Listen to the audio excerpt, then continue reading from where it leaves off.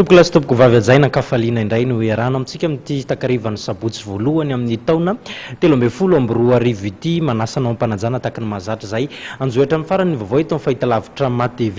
Iray amin'ireo dingana voafaritra tanterahana ao anatin'ny fampiavanam-pirenena ny fanomezana ny fampitsoran-keloka andao rahantsika eto anatin'ity fanadihadiana voalohany ity ary ny mahakasika ireo olona izay mila izay fampitsoran-keloka izay.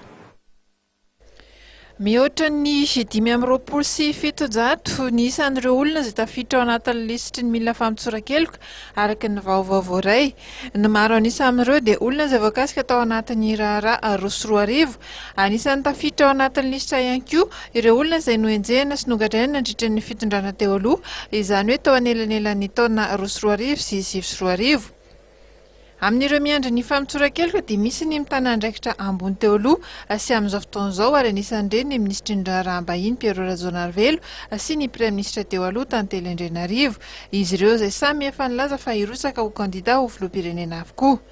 Betsaka ihany koa ireo miandry ny fampitsoran-keloka ny ao amin'ny parlementaroa ny CST sy ny CT izany ka anisan'ireny ny generaly Andria Feno, Olga Ravelo Arsoa, Zakael Boniface, Voninahitsy Jean Gène ary Branco Nantenaina. Ankoatr'ireo dia tsy vitsy ihany koa ireo olona sy vitsy miaramila akaiky ny filoha teo aloha ny amiraly Didier Ratsiraka ny voakasika ny fampitsoran-keloka ao anatin'izany ary i Bora Pierre, ny colonel Fana Pierre, Lahady Samuel, ny generaly Rakotodrahasina, ny colonel Jean-Victor Intso, Gara Jean Robert, Zasy Lucien ary ny colonel Kotitia Solan. Ity faran'izay mamita sazy any am-ponja ihany koa amin'izao fotoana izao amin'ny raharaha hafa.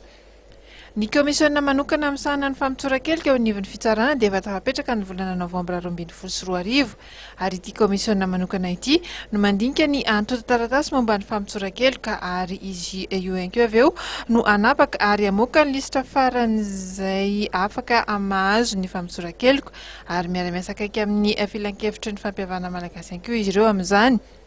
Efa bolana mialohan'ny fifidianana hatreto aloha dia mbola tsy tafapetraka ny FFM ary mbola tsy namoaka ny daty ofisialy hamoahana ny lisitry ny olona mahazo ny fampitsoran-keloka ny komisiona manokana. Saingy raha antifantratra dia efa mikirakira ireo fangatahana sy antota taratasy mikasika izay fampitsoran-keloka izay ity komisiona